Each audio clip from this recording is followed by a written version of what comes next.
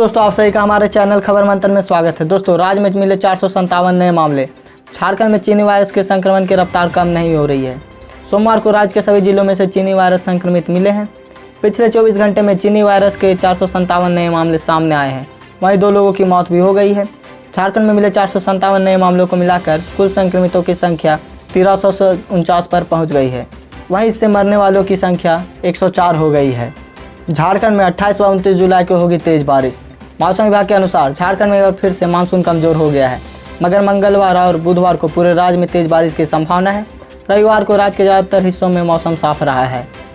30 जुलाई के बाद फिर से राज्य में मानसून कमजोर पड़ने की संभावना है। इसके साथ ही देवघर, धनबाद, दुमका, गिरिडीह, गोड्डा, सरायकेला में कहीं कहीं गर्जन के साथ वज्रपात की भी संभावना है। मौसम विभाग ने वज्रपात को लेकर खास अलर्ट जारी किया है। झारखंड के जिलों में शुरू होगी गरीब कल्याण रोजगार अभियान। झारखंड के सभी जिलों में गरीब कल्याण रोजगार अभियान की शुरुआत होगी। इसमें प्रवासी मजदूरों का चयन कर उन्हें प्रशिक्षित किया जाएगा और रोजगार उपलब्ध कराया जाएगा। राज्य सरकार इसकी तैयारी शुरू कर रही है। इसके लिए मुख्य सचिव ने झारखंड कौशल विकास मिशन एंड सोसाइटी को कार्रवाई का निर्देश दिया है। गरीब कल्याण रोजगार अभियान केंद्र सरकार की योजना है और झारखंड के गोड्डा, गिरिडीह और हजारीबाग जिले के प्रवासी मजदूरों के लिए इसका चयन किया गया है। राज्य सरकार बाकी 21 जिलों में भी इस योजना को अपने स्तर से लागू करने की योजना बना रही है। अगर आपको भी इस अभियान के तहत जुड़ना है तो हमें कमेंट में आप अपना नाम जरूर बताएं। चीनी वायरस से यात्रियों को बचाने के लिए रेलवे ने शुरू की नई पहल। चीनी वायरस महामारी से यात्रियों को बचाव के लिए भारतीय रेलवे कई तरह की नई कोशिश कर रहा है। इसी कड़ी में रेलवे ने यात्रियों के लिए luggage sanitiser machine station entry पर लगवाई है, जिससे उनके सामान को भी सैनिटाइज किया जाएगा। रेलवे की यह पहल काफ़ी उपयोगी साबित हो रही है। रेलवे ने ट्वीट कर इस नई टेक्निक का वीडियो जारी किया है। अब ट्रेन के साथ जल्द ही हर डिब्बे में लाइव लोकेशन पता करना सुविधा रेलवे जारी करेगा। इसके लिए भारतीय रेलवे ने खास तैयारी भी कर ली है। अब किसानों को 15-15 लाख रुपए देगी सरकार। सरकार गरीब के लिए कई योजनाएं लेकर आई है ताकि गरीबों को रोजगार मिलता रहे, देश में कोई भूखा ना सोए। इसी तरह किसानों की आय दुगनी करने के लिए भारत सरकार कई योजनाएं लेकर आई है। उनमें से एक पीएम किसान PFO योजना है। इसमें पीएम किसान उत्पादन संगठन योजना भी कहते हैं। इस योजना के तहत देश के किसानों को भारत सरकार 15-15 लाख रुपए की आर्थिक सहायता देगी। इससे किसानों को खेती में कारोबार की तरह लाभ प्राप्त होगा। इस योजना का लाभ लेने के लिए किसानों को संगठन बनाना होता है। भूमि पूजन से पहले विवाद में राम मंदिर, PMO को भेजा गया लीगल नोटिस। अयोध्या राम जन्मभूमि पूजन से पहले इस मंदिर को लेकर एक बार फिर से विवाद खड़ा हो गया है। इस राम मंदिर को बनाने के लिए बनाया गया श्री राम जन्मभूमि तीर्थ क्षेत्र ट्रस्ट एक बार फिर से विवाद में घिरता नजर आ रहा है।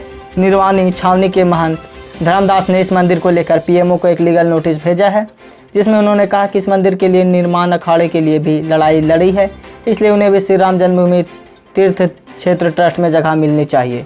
उन्होंने नोटिस में लिखा है कि 2 महीने के अंदर उन्हें राम मंदिर में पुजारी की भूमिका पर नियुक्त किया जाए।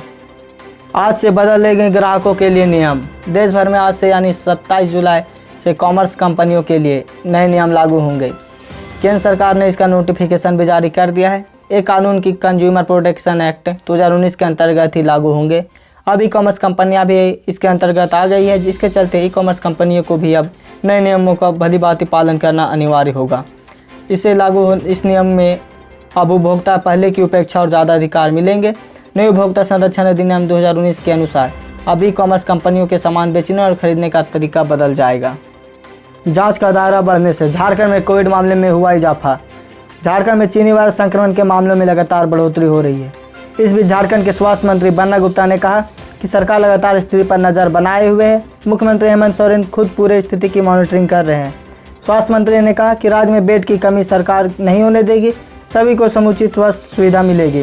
राज्य में जांच का दायरा बढ़ रहा है, इसलिए अधिक केस सामने आ रहे हैं। वहीं बीजेपी पर निशाना साधते हुए बन्ना गुप्ता ने कहा कि संक्रमण को लेकर लाए गए अध्यादेश को लेकर बीजेपी जनता के बीच भ्रम फैला रही है। कोरोना वैक्सीन का परीक्षण हुआ सफल।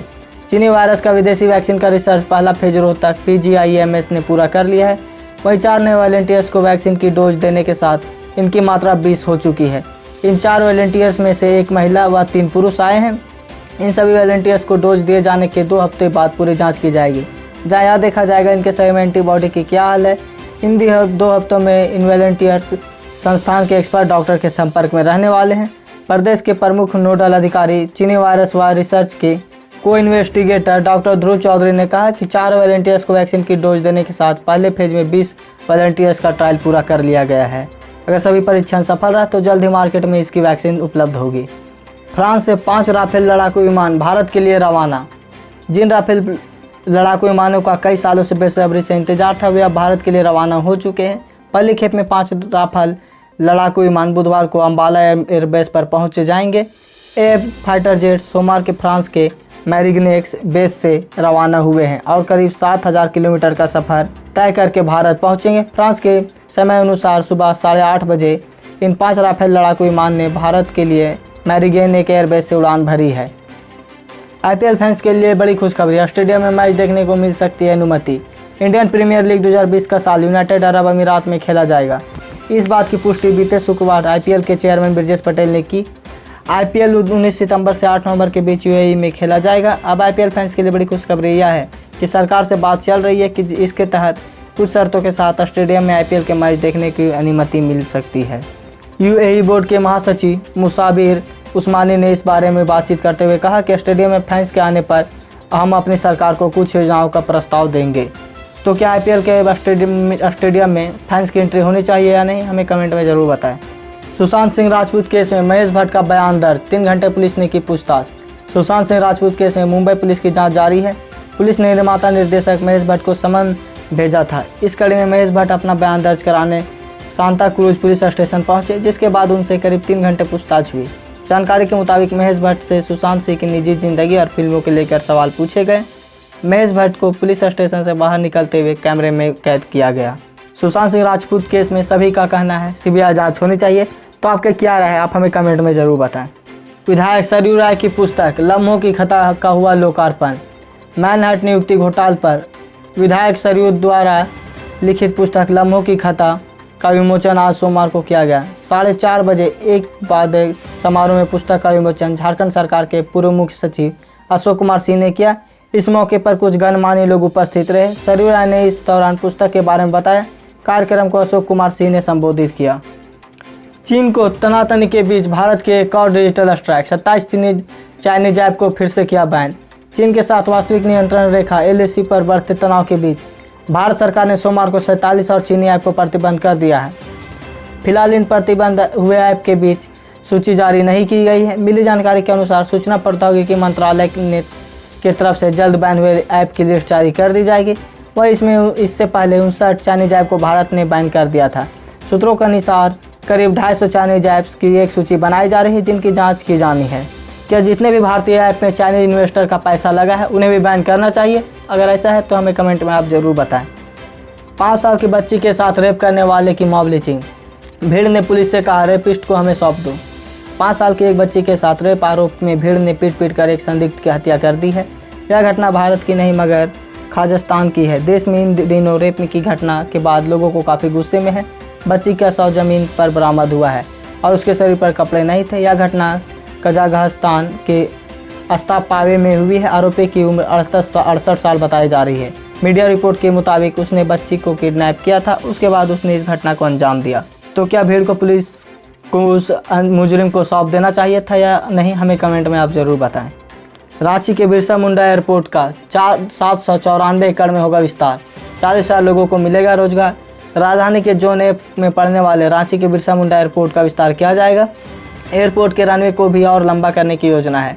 डेवलपमेंट प्लान में 794 एकड़ में एयरपोर्ट को विस्तार की योजना बनाई गई है। इसके अलावा जोन ए में प्रदर्शनी ग्राउंड भी बनाया जाएगा। राजधानी के सभी बड़े मेले इस ग्राउंड आयोजित किए जाएंगे। सड़कें चौड़ी करने के साथ ही आधारभूत संरचना को भी मजबूत बनाया जाएगा।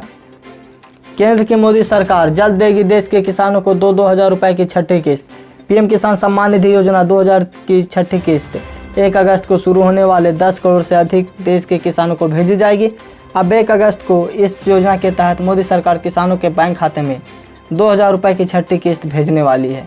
पीएम किसान सम्मान निधि योजना की 2000 की छठी किस्त 1 अगस्त से लाभार्थियों को भेजी जाएगी। इस योजना के तहत सरकार पंजीकृत किसानों के बैंक खाते में सालाना 6,000 रुपये भेजती है। पीएम स्वनिधि योजना के तहत रेहड़ी पटरी वालों को 10,000 रुपये का लोन मिलेगा आसानी से। बस करना होगा यह छोटा सा काम। पीएम ने 2 दिन पहले आवास और शहरी विकास मंत्रालय की ओर रेहड़ी पटरी वालों को लॉकडाउन के बाद दोबारा अपना कारोबार शुरू करने के लिए चलाई जो रेहड़ी पटरी वालों के लोन के लिए चलाई जा रही है। इस योजना के तहत जितने भी रेहड़ी पटरी में काम करने वाले लोग हैं उन्हें 10,000 का कर्ज आसानी से मिल सकता है।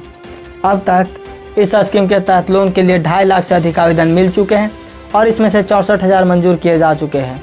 5,500 से अधिक लोन आवंटित भी किए जा चुके हैं। पीएम स्वनिधि योजना के तहत 50 लाख लोगों को लाभ पहुंचाने का लक्ष्य है। अगर आप भी अपना छोटा मोटा कारोबार शुरू करना चाहते हैं तो आपको भी इससे आसानी से लोन मिल सकता है, तो आप इस योजना का लाभ उठा सकते हैं। अलग अलग जोन में 11 दिन बैंकों में रहेगी छुट्टी। आज के समय बैंक हमारे जीवन का विभिन्न हिस्सा है, इसलिए अगर बैंक से जुड़े आपके कोई भी ज़रूरी काम है तो जल्द से जल्द निपटा लें, क्योंकि अगस्त में 11 दिनों तक अलग अलग दिनों में बैंक बंद रहने वाली है।